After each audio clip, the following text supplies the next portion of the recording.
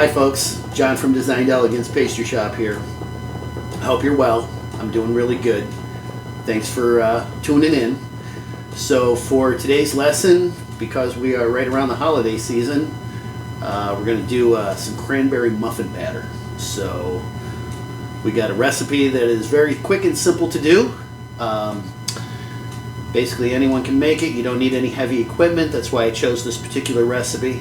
And we're going to use some nice, wonderful, big plump cranberries that I have left over from the Thanksgiving season. And we're going to make these wonderful muffins so that we can share them with our friends.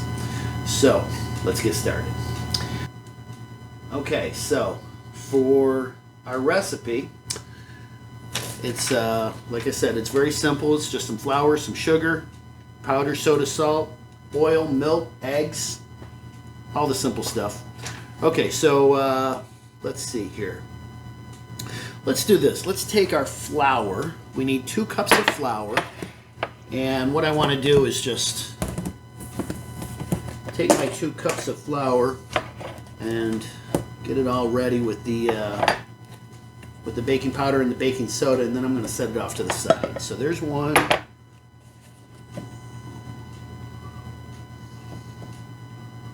And there's 2. Okay. And then let's see, we'll use just a little pinch of salt. Okay, just a teeny weeny little pinch here, not much. Okay. And then let's see, for the baking soda, let's see, we need a 1/2 teaspoon. Okay. So we're going to use our little 1/2 teaspoon measure. And we'll, of course, make it nice and level. Okay. Pop that in. Now, how much baking powder? 6 teaspoons, which we're doing a 3rd batch, so 2 teaspoons. I need 2 teaspoons. Okay. My wife gave me this, copied this recipe for me, and I think she wants a lot of muffins. But to keep things simple, we're just going to do a smaller batch here. We'll just do a 1 dozen batch here. Okay. And that's pretty level. So, okay. So, we've got our flour, our powder, our soda, our salt. Okay, and that's it for the dry ingredients with the exception of the sugar. Okay, so now what I'm going to do is I'm just going to take my soda and baking powder and swirl it into the flour here. And what that does is it blends it, makes it easier to blend once I put the wet ingredients, once I add the dry ingredients to the wet ingredients. Okay, so here's our flour mixture.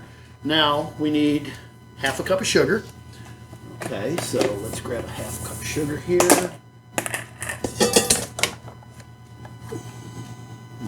There it is, 1/2 cup. Okay. Start with that in the bottom of the bowl. Okay, 1/2 cup of sugar, and then we need some oil, some milk, and some eggs. All right, let's start with the oil. We need a 1/2 cup, and I just happen to have a cup pre-measured right here. Okay, so there's this guy. And then grab a couple of eggs.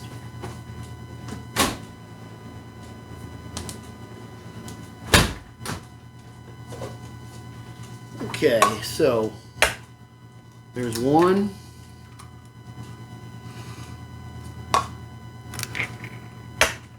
And 2. Okay. And let's see, what else do we need? We need 3/4 of a cup of milk. Okay, so 3/4 of a cup of milk.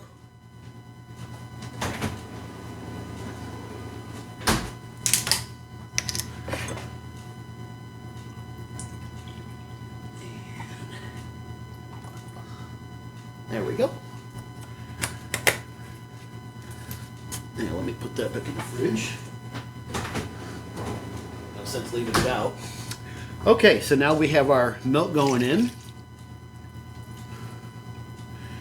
Okay, now I'm going to use my whisk. Actually, let me add the vanilla too. Okay, because we want to get all of our wet ingredients in first. Just a little splash of vanilla. It doesn't take much because this is good and strong. Okay, so now I'm just gonna give this mixture a little whip here with my whisk. And what I want to do is incorporate it fully and then fluff it just a little bit.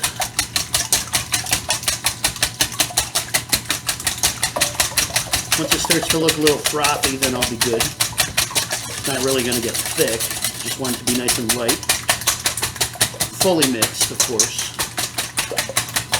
Okay. So, there's that. Now what we want to do is take half of our flour mixture and add it in. Okay. Now I'm going to use a spatula here. I'm going to mix this in like so.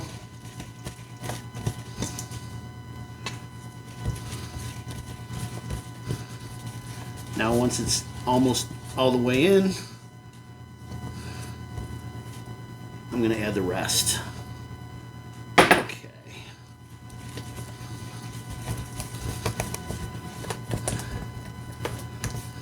Okay. There's a few little lumps, but that's going to be okay. Alright, so see how it looks nice and smooth, a little bit frothy? Okay. Now I want to add 2 cups of cranberries.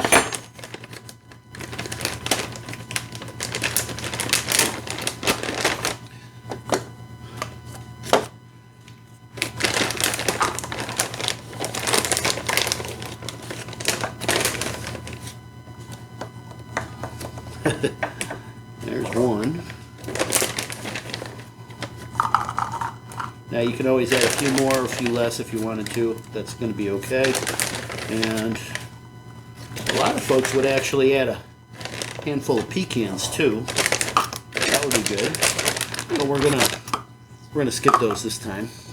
Okay, so we'll just mix this in together nice and loose, like so.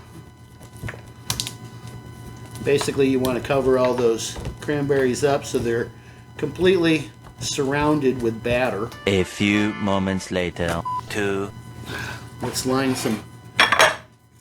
Use the muffin pan. Now, this batch should make 12. So, 1 pan should be good.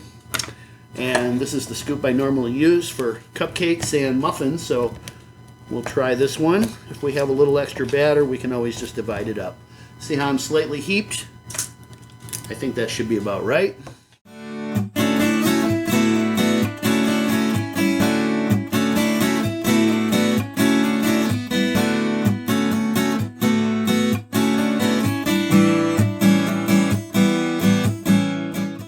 So, look at that. A little bit left.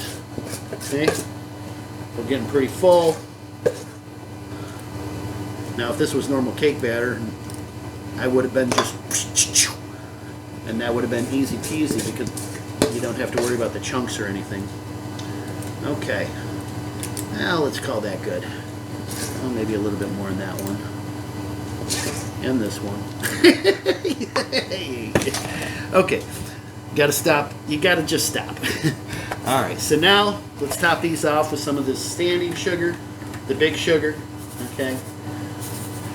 And that's going to give it a nice sparkle on top, nice shine, get a little crunchy. Not to mention it tastes good. Well, it's all about the taste. Alright. So now we're going to bake these in the oven at about 350 degrees. And the recipe says it should take about 25 minutes. We'll see if that's true. And we're going to bake them.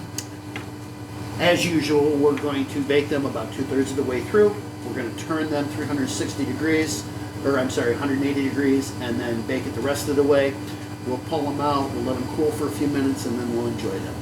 So, let's take just a few minutes. We'll get the oven going. We'll bake these, and we'll be back shortly. Alrighty, welcome back. I smell muffins. So, it's been about 25, 28 minutes, and It's smelling awfully good in here, and I think it's time to check on the muffins and see how they're doing. So, I've actually got a toothpick here, and I think it would be best to, okay, they have a little shell on them, golden brown. See the shininess, that's from the sugar, and that's always a good thing. Let's go right into the middle one, right into the center with this toothpick, and we'll pull it out. Okay, that's looking pretty darn clean. I think that we should pull the muffins. Okay. All right. So now, basically, these guys are ready. I would definitely want to let them sit on the table for a few minutes before you want to eat them, because you don't want to burn yourself. Those cranberries are going to be molten hot for about 10-15 minutes, so I would shy away from, trying them too quick. But they smell awfully darn good, and it's going to be awfully tempting to eat these. So so let's just give them a minute, and then we'll go ahead and we'll try them and see how they are. A few moments later. All right, folks, we've given these a couple minutes, and I really can't wait any longer. So I'm sorry, but I got to pull one of these out, cut it in half, and try it. So, my goodness, let's try this one here. Okay, let's cut it in half so that we can see how it looks on the inside. Now, remember, it's really hot yet, so I'm going to be very, very careful about peeling this paper so it doesn't just implode in my hand here. I don't want it to all fall apart and crack apart. Okay. Ooh, look at that. You got a nice color. It's a little cakey on the bottom. Oh yeah, look at that. See how it looks on the inside. Oh, look at that. Oh, see how it's baked all the way through. It's a little gooey right here, but once these cool off, the moisture that's on the inside is going to dissipate throughout the whole muffin. And by tomorrow, what we want to do is wrap these, maybe put a towel over them. Okay, if you wrap them in plastic, then they're going to get soft. If you like that crispy edge, you want to just put a towel over them and don't wrap them airtight. You want them to be able to breathe a little bit. So. All right, Mr. Dan, you ready to try? Yeah, I sure am. There you go. Give that here. You eat the fruity one, and I'll eat this one here, because that's the good part. And I know. Look at that, people! Oh my God. Oh yeah, that's working. Boy, that's tart. That's good. That's good against that batter. Yeah. The batter and the sugar is like sweetness, and this is adding the tartness, so it's kind of like sweet tart. Yeah. Oh, I just really like that shell on the top. Very good. Now, like I said during the mixing process, we could have added some chopped pecans. That would have been very good. Mm-hmm. And also another thing that would be really good. Now, I don't want to do it because they should be like this. But if you wanted to sweeten them up a little bit more, you could always take some of that Christmas cookie glaze that we used for that last lesson. Maybe water it down a little bit so it's not as stiff as it normally is for the cookies or the petit fours. But we could just drizzle a little bit of that on top. And if we drizzled it on while they're still warm, then that's going to come down, and that's going to create a little bit of shell too. Right. And actually, it would fall into the nooks and crannies. yeah, you're reading my mind. Yep, and that would be very good. So, another thing to think about, if you want to sweeten up a few, maybe add some pecans or even some walnuts to a few, that's fine. You don't have to keep them all the same. And, quite frankly, once you've got them all scooped and everything, you could just add a couple of pecans to just a few of them. And then, like I said, you can just glaze a few of them so that you have something for everybody. Right, and this could be used for like other types of fruit, like cherries. Oh, absolutely. Absolutely. Quite frankly, we could use the same batter. For just about anything. We could use blueberries. We could use fresh raspberries. There's all kinds of things that we could do. Or chocolate chips. There's no such thing as too much chocolate. No, there isn't. You know what I like? Huh. I like coffee batter with chocolate chips in it. Coffee flavored muffin batter with chocolate chips in it. That'd be almost like an espresso or something, wouldn't it? You know Or it. cappuccino muffins. And then the glaze, use a little bit of that rich coffee. Make it coffee flavored into the sugar. Oh yeah. Maybe we'll do that next time. Or one of these times. There you go. Anyway, so folks, I hope you've enjoyed our video. And I hope you learned something. And if you didn't learn anything, I hope you're at least entertained. So, because we entertain ourselves. We have a lot of fun with this. Indeed. And just remember, when you bake with love and with passion and joy, it's always going to be delicious, no matter what you're making. So, happy baking. Thank you. And from all of us at Designed Elegance Pastry Shop, have a happy holiday season, and we'll see you in the new year. There you go. Be well now. Thank you.